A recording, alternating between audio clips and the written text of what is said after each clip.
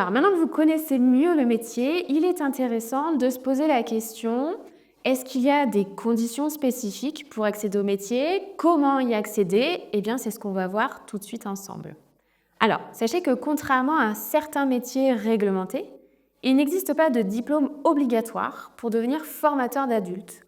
On peut trouver notamment parmi les formateurs des professionnels expérimentés dans leur domaine de spécialité avant de se reconvertir dans la formation.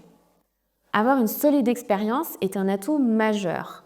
La formation va vous apporter les compétences nécessaires, les outils, les méthodes, en bref, tout ce dont vous aurez besoin pour accompagner au mieux les apprenants dans leur parcours.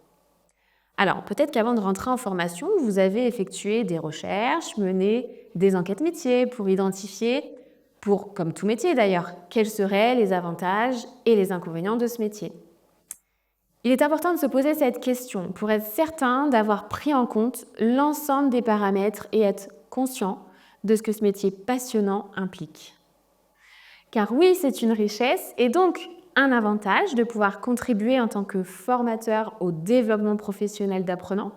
Et nous sommes nous-mêmes en apprentissage continu, car on met à jour nos compétences, etc. Mais ce métier, il nécessite une préparation et un suivi rigoureux, une personnalisation des parcours pour mener à la réussite. Et donc, on peut avoir cette pression de résultat.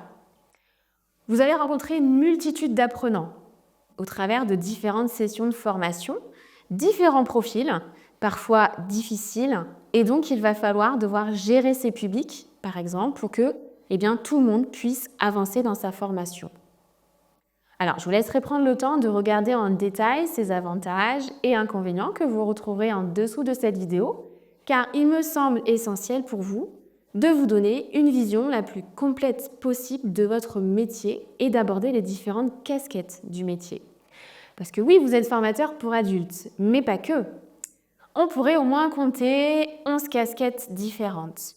Parce que vous allez faire des recherches, parce que vous allez créer des plans de formation, parce que vous allez prédire, vous allez pallier à toute éventualité, vous allez animer, vous allez impulser une séance, fixer le cadre, fixer les règles, motiver, etc., etc.